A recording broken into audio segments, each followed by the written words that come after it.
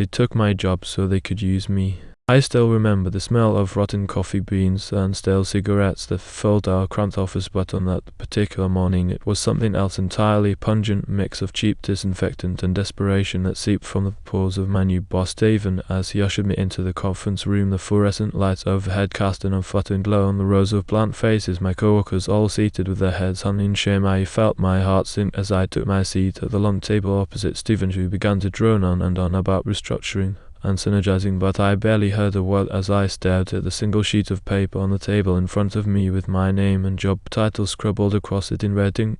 I am not crazy, I thought as Stephen's voice droned on in the background. The words reduction of staff echoed through my mind like a mantra, and I felt my vision blur as the room began to spin. Suddenly the door swung open and a woman in a crisp business suit walked in, her piercing green eyes locked onto me for a nanosecond before moving on to scan the rest of the room. Her name was Diane and she was our new CEO. I felt a shiver run down my spine as she smiled at me with eyes that seemed to hold 1,000 midnights. Diane took a seat at the head of the table and began to explain the opportunities that lay ahead of us. I barely listened as I scribbled a few illegible notes on the piece of paper staring at me, but Stephen's eyes caught mine and he mouthed the words, "You're next." His eyes seemed to hold a warning. I tried to shake off the feeling of unease as Diane droned on, but the unease only grew when she announced that our team would be working a special project that required us to collaborate with a new outside agency. I felt my stomach turn as I glanced around the room and saw the fear etched on my co-workers' faces. He leaned in and said, "I know what you did under the floorboards," and my heart stopped beating. I felt a scream building up inside me as Stephen's voice dropped to a whisper. "You think you can hide from us, but you are not as clever as you think." The sound of wet sponge being torn apart echoed through my mind as Diane's smile grew wider and wider, and I stumbled backward in my chair, knocking over a cup of coffee as the room began to spin once again.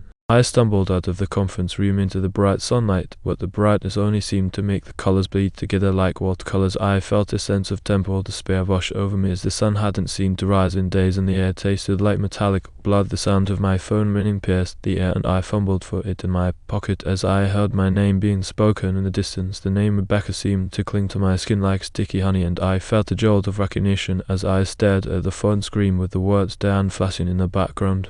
She smiled at me, but her eyes told me she had already dug my grave in the backyard. I felt my teeth softening and melting into my throat as the truth began to unravel before me. I was working for the agency that Diane represented, and all this time we had just been using me to destroy our competitors. I stumbled backward into the darkness as the world around me began to warp like a funhouse mirror, and I realized I was staring at my own grave. The one word that echoed through my mind was mine.